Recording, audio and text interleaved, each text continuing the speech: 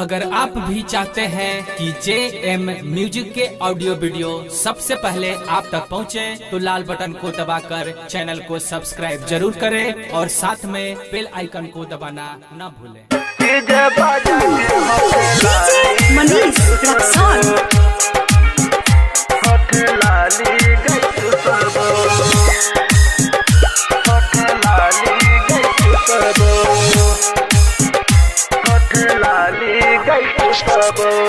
सुन गे पातर की जैया मंगिया सजेबो,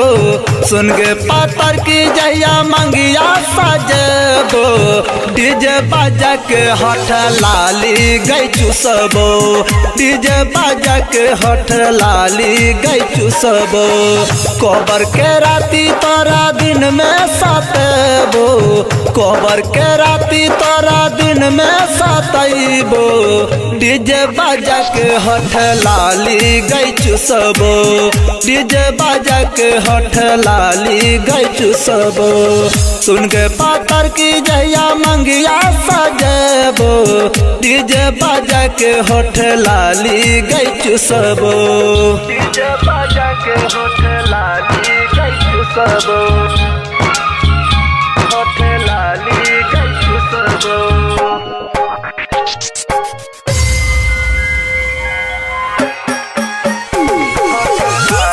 मनीष रक्सौल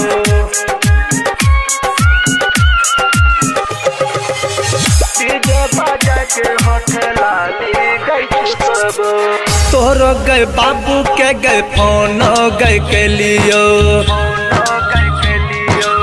तोहर गए बाबू के गए फोन गए के लियो, फोन पर लब के कहानी सुन लियो, बाबू गए तो हर खुश गए भेलो, बाबू गए तो हर खुश गए भेलो, कह छौ हमरा दामाद छौरी, कह छौ हमरा दामाद छौरी, सुन गे पातर की जैया मंगिया सजेबो, डीजे बाजा के हठ लाली गई चुसबो,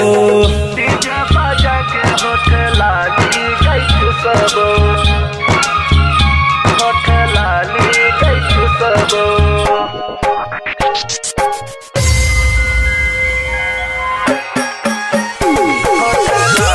मनीष रक्सौल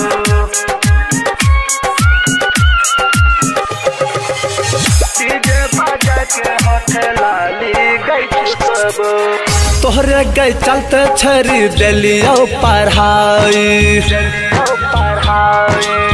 तोहरे गए चलते छरी दिलियो पढ़ाई, किया गए बहनो गए गेली हर जाए, रतिया में आई बहू खटिया गए तोरा बहू, रतिया में आई बहू खटिया गए तोरा बहू, कोरा गए तोरा उठैक छौरी, कोरा गए तोरा उठैक छौरी, सुन गए पातर की जैया मंगिया सजेबो, डीजे बाजा के हठ लाली गई चुसबो। Manish recording studio Raxaul Raghunathpur.